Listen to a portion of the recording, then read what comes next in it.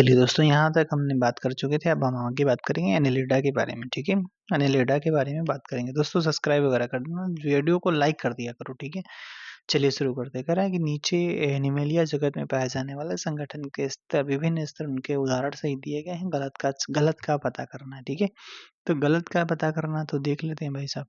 कह रहा है कि कुस्की स्तर स्पंज में पाया जाता है, बिल्कुल सही है आपका। ऊतक स्तर आपका सीलंट्रेटा में देखने को मिलता है। और आपका अंग स्तर ओरल नहीं ऑर्गन लेवल ये एनिलिडा में, ये गलत लिखा है, बाकी आपका सही लिखा है। कह रहा है कि अंग तंत्र स्तर जो आपका एकाइनोडर्मेटा में देखने को मिलता है। कोस्की स्तर आपका जो स्पंज में, और ऊतक स्तर आपका सीलंट्रेटा में। ठीक है, तो एनिलिडा में क्या होता है भाई? एनिलिडा सीलोमेट और ट्रिप्लोब्लास्टिक है। ये अंग प्रणाली स्तर को प्रदर्शित करता है। इनका शरीर खंडित होता है और ये अपने शरीर की सतह से ही श्वसन करते हैं। ठीक है, शरीर के सतह से ही आपका क्या करते हैं? श्वसन करते हैं। ठीक है, एक्सोलोटस डिम्बक डिम्बक दर्शाता है, क्या दर्शाता है? तो आपका ये दर्शाता है भाई साहब आपका डिम्बक जनन तथा छद्म जनन दोनों को दर्शाता है। ठीक है, एक्सोलोटस लार्वा जो है, तो जो आपका एक्सोलोटस लार्वा तथा डिम्बक जनन और छद्म जनन दोनों प्रदर्शित करता है। इसे सामान्यतः सैलामेंडर लार्वा कहते हैं। ठीक है भाई साहब, इनमें अंतःगिल्स, इनमें न्यूटनी और आपका पेडा जेनेसिस दोनों स्वतः देखने को मिलता है। ये लार्वा कार्निवोरस होते हैं और यह उभयचर प्राणी है, मेढक के समान।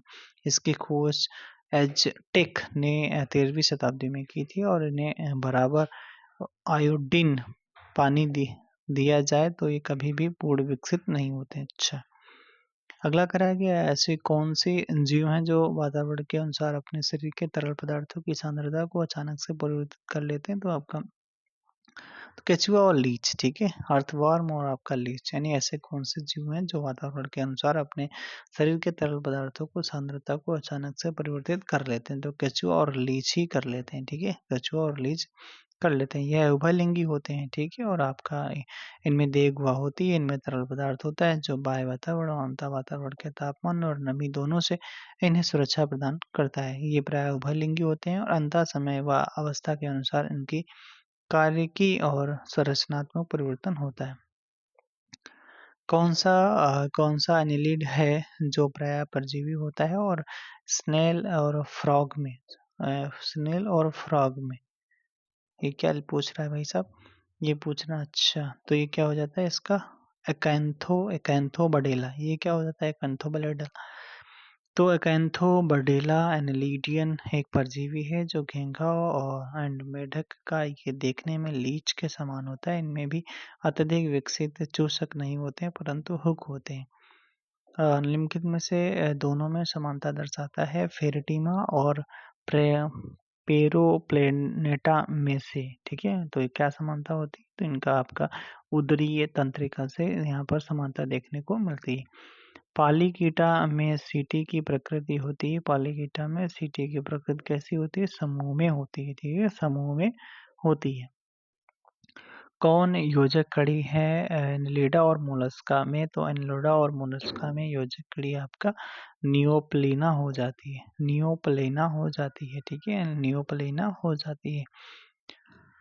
नियोप्लेना योजक कड़ी है मोलस्का और एनिलिडा के बीच में, क्योंकि दोनों में मेटायोरिक संरचना समानता होती है। मोलस्का में घेंघा और मेंटल की खोल होती है जो इसकी सुरक्षा करती है, वही एनिलिडा में काइटिन की खोल होती है। दोनों में बाय निषेचन होता है। क्लिप टाइप योजक लिंक होते हैं। अच्छा, एफ्रोडाइट सामान्यतः समुद्री चूहा कहलाता है। तो एफ्रोडाइट सामान्यतः जो आपका एनिलिडा जो है, एनिलिडा समुद्री चूहा कहलाता है। ठीक है, अच्छा, एनिलिडा का विशिष्ट लक्षण क्या हो जाता है? तो आपका ये हो जाता है नेफ्रिडिया। ठीक है, नेफ्रिडिया एनिलिडा का एक विशिष्ट लक्षण नेफ्रिडिया है। इसके अतिरिक्त इस संघ के जंतु में काइटिन्स की सीटी जाई जाई साइजोसिलस सीलोम तथा पाचन बाह्य कोशिकी तथा उभयलिंगी प्रमुख लक्षण है। इनलिडा अर्थात खंड युक्त क्रम। इस संघ के जंतु लंबे, बेलनाकार, कोमल शरीर वाले तथा द्विपार्श्वसमित द्विपार्श्वसमित और त्रिस्तरीय होते हैं। इनके शरीर अनेक छल्लेदार खंडों का बना होता है। शरीर पर क्यूटिकल का आवरण होता है। इसके शरीर की संरचना नली के अंदर नली के रूप में होती है। देह गुहा सीलोम कहलाती है। यह खंडों द्वारा विषमों में बटी होती है और इसमें पाचन, संवहन, उत्सर्जन, जनन तथा तंत्रिका तंत्र पाए जाते हैं। माइक्रोस्कोप स्पोर या पॉलिन ग्रेन युग्मोद्भिद की पहली कोशिका होती है।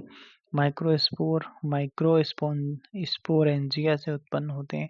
प्रत्येक माइक्रोस्कोप असममित रूप से दो में विभाजित होती है। छोटी छोटी पैथिलियम सेल और बड़ी एंथेडियन सेल जो आपका प्रोथैलियस कोशिका आगे विभाजन नहीं करती है, जबकि एंथेरेडियल कोशिका एक छोटी जनरेटिव कोशिका और बड़ी ट्यूब कोशिका में विभाजित होती है। अंत में पॉलिनेशन 3 कोशिकीय अवस्था में पाया जाता है। बोनेलीन वर्णक है। बोनेलीन वर्णक है तो क्या हो जाता है? हरे रंग का हो जाता है। बोलो ना, हरा हरा। ठीक है, ठीक है भाई। कहला है कि किस जंतु के धड़ में प्रसंचरण तंत्र नहीं होता है? तो आपका एकीयूरस में आपका प्रसंचरण तंत्र नहीं होता है। ठीक है। अगला सवाल कह रहा है किसमें नर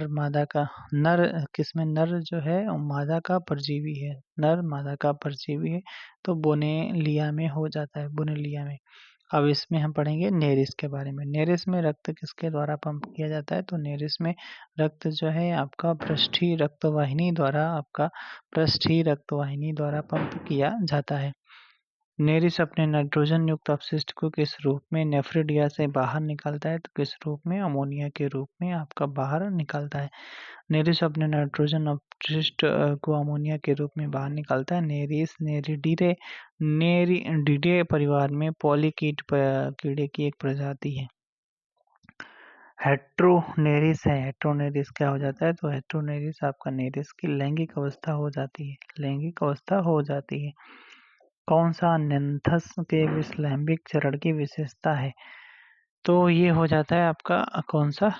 एपिटोक हो जाता है। एपिटोक कह रहा है कि नियंथीस के ट्रोकोफोर लार्वा की विशेषता क्या हो जाती है? ट्रोकोफोर लार्वा की विशेषता क्या हो जाती है? शिखर पंक्ति और क्षैतिज पंक्ति दोनों विशेषता हो जाती है। काल्म वर्म में कितनी आंखें होती हैं? कितनी आंखें होती हैं? तो ये होती हैं कितनी? 2 जोड़ी आंखें होती हैं। किसमें? काल्म वर्म में 2 जोड़ी आंखें होती हैं। ठीक है, 2 जोड़ी आंखें होती हैं। नेरिस में एपिटोका का संबंध है। नेरिस में एपिटोका का संबंध आपका जनन से हो जाता है। एपिटोक एक अलैंगिक उत्पाद है। कुछ मादा नेरिस की काल्म वर्म से एक पदार्थ उत्सर्जित होता है जिसे फर्टिलाइजिंग कहते हैं, जो मेल का आकर्षित करने हेतु प्रेषित करने का कार्य करता है।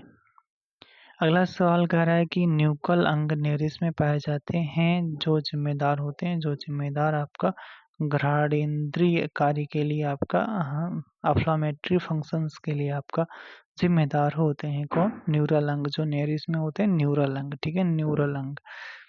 किस जंतु के ट्रंक से हृदय तंत्र अनुपस्थित होता है? किस जंतु के ट्रंक से हृदय अंग अनुपस्थित होता है? नेरिस में ही अनुपस्थित होता है।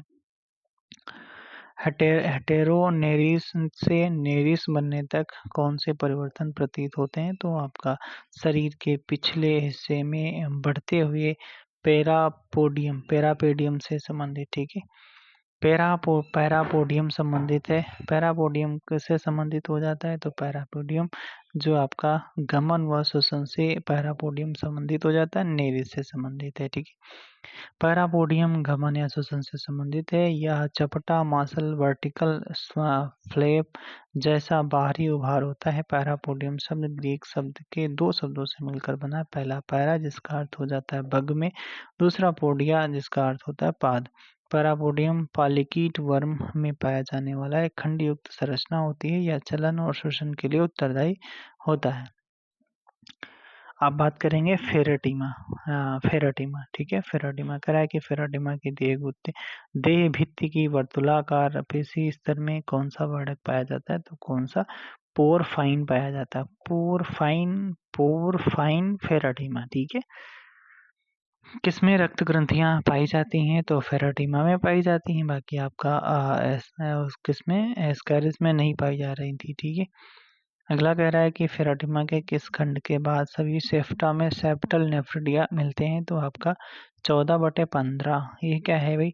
14वें और 15वें खंड के बाद प्रत्येक इंटर सेगमेंटल सेप्टम के दोनों किनारों पर मौजूद होता है, ठीक है। शुक्राणु की जोड़ी क्रमशः किस किस खंड में पाई जाती है फेरेटिमा में? तो आपका 6वें, 7वें, 8वें और 9वें सेगमेंट में पाई जाती है। 9वें सेगमेंट, 6वें, 7वें, 8वें, 9वें। क्लाइटेलम आहिता सिनगुलम केचुआ में होता है निम्न में से? तो आपका 3 सेगमेंट्स का होता है, ठीक है। 3 सेगमेंट्स का। फेरेटिमा में सेनगुलम 3 खंड में स्थित होता है। यह खंड खंड क्रमशः 14, 15, 16 है। एक परिपक्व क्रम में खंड 14, 15 और 16 खंड ग्रंथियों के ऊतक के एक प्रमुख डार्क बैंड से ढके होते हैं, जिसे क्लाइटेलम कहा जाता है।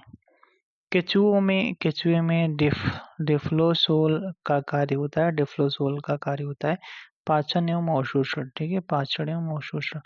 केचुआ में प्रोस्टोमियम का मुख्य कार्य क्या हो जाता है? केचुआ में प्रोस्टोमियम का मुख्य कार्य हो जाता है कि मिट्टी खोदना। अच्छा भैया, प्रोस्टोमियम और आपका संवेदी अंग की तरह मिट्टी खोदना और संवेदी अंग की तरह इनका कार्य हो जाता है। केचुओं की क्लोरेगोगन कोशिकाएं कशेरुकों की किस संरचना में के रूप में समरूप होती हैं? तो आपका लीवर से संबंधित हो जाता है, ठीक है। लीवर से कौन सी? क्लोरेगोगन, ठीक है। क्लोरेगोगन। केचुओं में क्लोरोजन कोशिकाएं पाई जाती हैं। केचुओं में क्लोरोजन कोशिकाएं आपका उत्सर्जन से संबंधित हो जाती हैं, ठीक है। क्लोरोगोगन यहाँ पर क्या लिखा था? क्लोरोजन लिखा है, ठीक है। उत्सर्जन से संबंधित है। कौन सी कोशिकाएं केचुओं में वही भूमिका अदा करती हैं जो कशेरुकियों में यकृत करता है? तो आपका कौन सी हो जाती है? तो यही रेणुपीत कोशिकाएं जो आप पढ़ रहे थे। गोगन सेल जो हो जाती हैं, गोगन सेल लीवर जैसे अपने यहाँ कार्य करता है, मतलब शरीर में, ऐसे केचुओं में भी ये कोशिकाएं कार्य करती हैं। अगला सवाल कह रहा है कौन सा सही उचित सुमेलित है? तो ये आपका कौन सा हो जाता है? तो कह रहा है क्लोरोगोगन जो केचुआ से संबंधित है। ये बात एकदम सही कही है। क्लोरोगोगन कोशिकाएं केचुआ में पाई जाती हैं। यह संरचना में छोटी और सितारे के आकार के पीली कोशिका है। यह संचित भोज्य पदार्थ का भंडारण प्रोटीन का डिएमिनेशन करता है। यह वर्टिब्रेट को यकृत के समरूप होता है तथा प्रमुख रूप से उत्सर्जित होता है। केचुओं में क्लाइटेलम का मुख्य कार्य हो जाता है। क्लाइटेलम का मुख्य कार्य हो जाता है कोकून निर्माण। क्या करना भैया? कोकून निर्माण हो जाता है। कोकून निर्माण हो जाता है। केचुओं की आहार नाल में कौन सा भाग ग्राइंडिंग मशीन हो भैया? ग्राइंडिंग मशीन कहलाता है, ठीक है। आप देखो भाई कौन सा ग्राइंडिंग मशीन? तो गिजार्ड वाला ग्राइंडिंग मशीन कहलाता है। गिजार्ड ये होता क्या है? तो केचुए के आहार नाल में केचुए के आहार नाल में गिजार्ड ग्राइंडिंग मशीन कहलाता है। अच्छा, केचुए के 8वें और 9वें खंड में आहार नाल फूलकर एक कड़ी गांठ जैसी अंडाकार रचना बनाती है, जिसे गिजार्ड या द्वितीयक पक्वाशय कहते हैं। इसकी मोटी तथा दृढ़ सख्त दीवार वर्तुल पेशियों की बनी होती है। गिजार्ड भोजन को पीसने का कार्य करता है, ठीक है। इंटेस्टाइल सेका ग्रंथि या संवहित होते हैं। ये इसमें विलाई के समान अनेक प्रवर्त निकले रहते हैं और इनमें एक पाचक रस पाया जाता है जो एमाइलेज से बनता है और यह मंड के पाचन में भाग लेता है। कैल्सीफेरस ग्रंथियां आमाशय की भित्ति की कैल्सीफेरस ग्रंथियों के चाक के समान पदार्थ स्रावित करती हैं जो भोजन युक्त मिट्टी से बनते हैं, इसके बाद भोजन आंत्र में पहुँचता है। अगला सवाल, केंचुए में रक्त रजक होता है, रक्त यानी जो पिगमेंट होता है कौन-सा हो जाता है? तो केंचुओं में हो जाता है कौन-सा भैया? हीमोग्लोबिन ही देखने को मिलता है, ठीक है? केंचुओं में हीमोग्लोबिन या एरिथ्रोक्योरिन होता है। केंचुओं में शरीर में रुधिर वाहिनियों का एक विकसित एवं बंद भैया रुधिर परिसंचरण तंत्र होता है। कैसा? बंद होता है। हीमोग्लोबिन की उपस्थिति के कारण रुधिर का रंग लाल होता है, कशेरुकियों के विपरीत। केंचुओं में हीमोग्लोबिन लाल रुधिर कणिकाओं में ना होकर प्लाज्मा में घुला होता है। रुधिर कणिकाएं रंगहीन होती हैं तथा प्रत्येक में एक केंद्रक होता है। काकरोच तथा निकेटों में हीमोग्लोबिन की जगह हीमोसाइनिन होता है, ठीक है? केंचुए में उत्सर्जी पदार्थ होता है। केंचुए में उत्सर्जी पदार्थ भाई साहब अमोनिया और यूरिया होगा, ठीक है? अमोनिया और यूरिया। हीमोग्लोबिन किसके रक्त प्लाज्मा में घुला रहता है? हीमोग्लोबिन रक्त प्लाज्मा में घुला रहता है तो केंचुआ हो जाता है, केंचुआ हो जाएगा, रक्त प्लाज्मा में घुला रहता है। केंचुए के वृषण कोष किन खंडों में पाए जाते हैं? वृषण कोष जो है किन खंडों में? तो ये आपके 10वें और 11वें खंड में वृषण कोष पाए जाते हैं, वृषण कोष पाए जाते हैं, ठीक है? 11वें खंड में आपका शुक्राशय पाया जाता है और 13वें खंड में जोड़ी अंडाशय पाए जाते हैं। 10वें 11वें खंडों में आमाशय के अधरतल की ओर एक एक द्विपालित थैलीनुमा वृषण कोष पाए जाते हैं। केंचुआ केंचुआ किसके प्रति सकारात्मक प्रतिक्रिया दिखाता है? तो आपका किसके प्रति? तो आपका केमिकल्स के प्रति नहीं, रसायन के प्रति, ठीक है? रसायन के प्रति पॉजिटिव अनुक्रिया देते हैं। केंचुए में अंडाशय स्थित होते हैं, तो केंचुए में अंडाशय जो होते हैं 13वें खंड पे स्थित होता है, ऊपर भी पढ़ा गया था अभी, ठीक है? केंचुए में अंडा और 10वें और 11वें खंड में वृषण एक एक जोड़ी पाया जाता है, ठीक है? और 13वें खंड में आपका अंडाशय देखने को मिलता है। केंचुए के किन खंडों में शूकों का अभाव होता है? शूकों का अभाव होता है तो आपका कौन सा? केंचुओं के शरीर पर सीटी पाई जाती है, सिर्फ पहले, अंतिम और क्लाइटेलम भाग यानी 14, 15, 16वें खंड में सीटी अनुपस्थित होती है। केंचुए में क्या होता है? केंचुए में हृदय के 4 जोड़े पाए जाते हैं, ठीक है? कितने भाई साहब? 4 जोड़े पाए जाते हैं। केंचुए का डिफ्लोसोल क्या है? केंचुए का डिफ्लोसोल क्या है? तो केंचुए का डिफ्लोसोल हो जाता है आंत का वलन, ठीक है? ए फोल्ड ऑफ द इंटेस्टाइन। केंचुए में आंतभंजीय भाग या 27वें खंड के प्रारंभ से अंतिम 24-25 खंड तक फैला रहता है। यह आंत के वलन से बनता है। इसके दीवार के भीतर रसांकुर होते हैं, ये पचे हुए भोजन का अवशोषण करते हैं। ऐसा कौन सा जीव है जो श्वसन तो करता है परंतु इनमें कोई विशेष श्वसी अंग नहीं होते हैं, विशेष श्वसी अंग नहीं होते हैं, तो ये आपका कौन सा? अर्थवान। विशेष श्वसन अंगी नहीं होते हैं, ठीक है? केंचुआ श्वसन करता है परंतु इनमें कोई विशेष अंग नहीं है। यह श्वसन अपनी त्वचा द्वारा करता है जिसमें छिद्र के साथ साथ क्यूटिकल की सतह होती है, ठीक है? काकरोच में बुक लंग्स जो ट्रेकिया मांसपेशियों द्वारा श्वसन करता है। हीमोग्लोबिन किसके प्लाज्मा में घुला रहता है? तो आपका केंचुआ हो जाता है, हीमोग्लोबिन प्लाज्मा में घुला रहता है। अब बात करेंगे हीरोडिनेरिया के बारे में। हीरोडिनेरिया में कितने खंड होते हैं? हीरोडिनेरिया में 33 खंड होते हैं। कितने? 33 खंड होते हैं, ठीक है भाई साहब? हीरोडिनेरिया कह रहा है भारतीय जोक हीरोडिनेरिया विषयक निम्नलिखित में से कौन सा सत्य नहीं है? ठीक है, कह रहा है कि भारत में इसका औषधि उपयोग लगभग 1000 ईसा पूर्व से किया जाता रहा है, सही है? या मीन मेढक पशु तथा मानव का रक्त चूसती है, ये भी सही है। या रक्त का पाचन 10 से 14 महीनों में होता है, रक्त का पाचन 10 से 14 महीनों में होता है, ये भी सही है। इसकी देहगुहा अति विकसित होती है, ठीक है? तो यही गलत है, बाकी सही। हीरोडिनेरिया अब हम मतलब उसके बारे में पढ़ रहे हैं, ठीक है? समझो एक जोंक, ठीक है? हीरोडिनेरिया एनिमिलिया में फाइलम एनिलिडा से संबंधित एक जीव है, ठीक है? किससे? एनिलिडा में आएगा, एनिमिलिया में आता है, ठीक है? हीरोडिनेरिया सामान्यतः भारतीय रक्त चूसने वाले जोंक की एक प्रजाति का नाम है। इसका नाम नरम पेशी खंडित है, ठीक है? सॉरी, इनका शरीर नरम पेशी खंडित है। या मीन मेढक पशु रक्त चूसती है। रक्त का पाचन 10 से 14 महीनों में होता है। मानव में इसका भारत में इसका औषधि उपयोग लगभग 1000 ईसा पूर्व से किया जाता रहा है। इसकी देह गुहा बहुत विकसित नहीं होती है। ठीक है, बहुत विकसित नहीं होती है। तो हाँ, हम पढ़ रहे थे सवाल आपका कह रहा है कि बोट्रियोइडल ऊतक किस जंतु का एक विशिष्ट लक्षण हो जाता है? तो आपका हीरोडिनेरिया का हो जाता है। किसका भी है? हीरोडिनेरिया का लक्षण हो जाता है। बोट्रियोइडल ऊतक जो है बोट्रियोइडल ऊतक जो हीरोडिनेरिया का एक विशिष्ट लक्षण है। हीरोडिनेरिया एक जोंक है जो मीठे पानी की टंकियों, तालाबों, झीलों, दलदलों तथा धीमी धाराओं में पाया जाता है।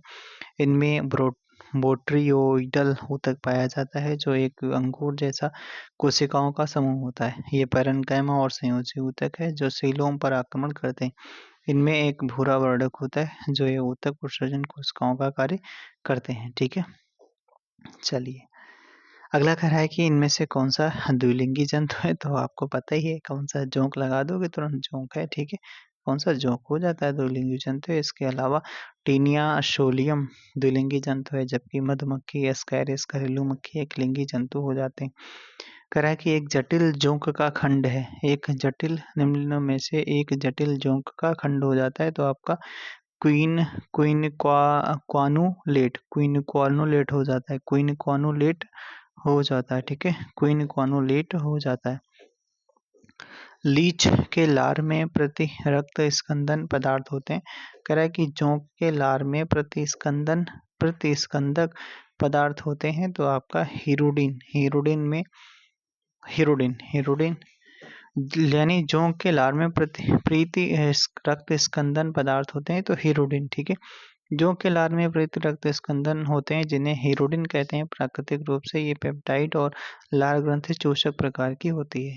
यह इनकी प्राथमिक आहार नाल होती है। इसमें रक्तरोधी विशेषता होती है। ये जीवित कोशिकाओं की सिराओं को क्षतिग्रस्त करके ब्लड सुक करते हैं। इसे इंट्रावेनस थेरेपी कहते हैं। देख रहे हो भाई, कहते हैं इंट्रावेनस थेरेपी भी कहते हैं। और इसकी इकाई दर होती है, एक एडल्ट में 450 से 500 ml रक्त निकाला जा सकता है। इस प्रक्रिया को वेन पंचर भी कहते हैं। हीरोडिनेरिया में कितनी जोड़ी प्री टेस्टिकुलर नेफ्रिडिया होते हैं? हीरोडिनेरिया में कितने जोड़ी प्री टेस्टिकुलर नेफिडिया होते हैं? तो आपके कितने? 17 जोड़ी। ठीक है, 17 जोड़ी नेफ्रिडिया पाई जाती हैं। यह सूक्ष्म मुड़ी हुई नलिका होती हैं। ये छठे खंड से 22वें खंड तक प्रत्येक में एक जोड़ी होते हैं। ये 2 प्रकार के होते हैं, वृषण पूर्वी वृक्कक तथा वृषण वृक्कक कहते हैं। ठीक है, अगला कह रहा है कि जोंक के द्वारा किए गए उपचार में पीड़िता से लगातार रक्त आदान प्राप्त करता है। जोंक के द्वारा किए गए उपचार में पीड़िता से लगातार रक्त आदान प्राप्त करता है। तो आपका हीरोडिन प्राप्त करता है। ठीक है, हीरोडिन द्वारा होता रहता है मनुष्यों में।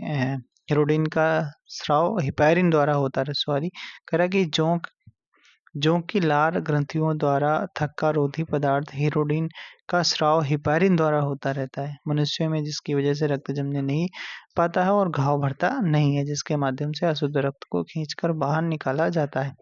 इंसुलिन का स्राव लैंगरहैंस की दीपिकाओं से बीटा सेल से होता है। पेप्सिन एक एंजाइम हो जाता है। लीच के क्रोप में कितने कोष्ठ होते हैं? तो कितने कोष्ठ हो जाते हैं? 10 कोष्ठ हो जाते हैं। ठीक है, 10 कोष्ठ हो जाते हैं। कौन एक रक्त चूषक है? तो आपका हीरोडिनेरिया हो जाता है। ठीक है, हीरोडिनेरिया हो जाता है। हीरोडिनेरिया एक रक्त चूषक है। यह अपने पोषण के रक्त पर आश्रित होता है। यह एक एक्टोपैरासाइट जंतु है। इसमें ब्रोटाइडल ऊतक पाया जाता है। पैरापोडियम सिर और टेंटाकिल्स अनुपस्थित होता है। सीटी अनुपस्थित होती है। जल या जली व स्थली दोनों जीवन व्यतीत करता है भाई साहब। ठीक है, कह रहा है कि हीरोडिन क्या है? तो रक्त थक्का बनाने से ये बचाता है। हीरोडिन जो है ये रक्त थक्का बनाने से ये बचाता है। ठीक है, हीरोडिनोरिया एक जोंक है जो पशुओं से संबंधित पशुओं में रहता है, सॉरी इसलिए पूछा गया। अच्छा, हिरुडिनोरिया एक जोंक की प्रजाति है जो हिरुडीनाइडी फैमिली में आता है, जो पशुओं में रहता है। सामान्यतः भारतीय पशु जोंक भी कहते हैं। यह मुक्त जीवी परजीवी है। इसकी थेरेपी को हिरुडोथेरेपी कहते हैं। इसमें कुल 32 खंड होते हैं, हर खंड का एक दिमाग होता है। ओ भाई साहब, 32 दिमाग होते हैं। इसके बाद 32 ब्रेन एनिमल भी कहा जाता है इसे। जोंक में चूसक पाए जाते हैं। जोंक में चूसक आपके पाए जाते हैं अग्र शरीर के अग्र तथा पश्च सिरे पर पाए जाते हैं, आगे भी पीछे भी पाए जाते हैं चूसक। ठीक है, अगला कह रहा है हिरुडिनेरिया में पश्च चूसक का निर्माण कितने खंडों द्वारा होता है? तो 7 खंडों द्वारा होता है। 7 खंडों द्वारा होता है। और वहीं अगर अग्र चूसक बात करते हैं तो 3 खंडों द्वारा बने होते हैं, और इसके पश्च सूचक 27 से 33 खंडों में होते हैं, और तथा पश्च जो सूचक 7 खंडों से बना होता है। अग्र सूचक 3 खंडों से, पश्च सूचक आपका कितने 7 खंडों से बना होता है। और हिरुडिनेरिया में अग्र सूचक और पश्च सूचक पाए जाते हैं। यह एक द्विलिंगी तथा उभयलिंगी जंतु है। इसमें निषेचन की क्रिया होती है। ठीक है, होती है। अगला कह रहा है हिरुडिनेरिया की प्रगुहा का अधिकांश भाग भरा रहता है। तो किससे भरा रहता है? तो आपका बॉट्रियाइडल ऊतक से भरा रहता है। बॉट्रियाइडल ऊतक से भरा रहता है। ठीक है, अगला कह रहा है हिरुडिनेरिया ग्रेन्युलोसा में एक अस्थायी क्लीटेलम का कौन से भाग? तो हिरुडिनेरिया की प्रगुहा का अधिकांश भाग भरा रहता है, तो आपका बॉट्रियाइडल ऊतक से भरा रहता है। हिरुडिनेरिया ग्रेन्युलोसा में एक अस्थायी क्लीटेलम का कौन से भाग का निर्माण होता है? तो आपका 9 और 11वें भाग का निर्माण होता है। चलिए, और नेक्स्ट वीडियो में हम बात करेंगे आर्थ्रोपोडा के बारे में। ठीक है, एनलिडा हमने पूरा खत्म कर लिया। अब हम बात करेंगे आर्थ्रोपोडा के बारे में। ओके, बाय बाय, फिर मिलेंगे।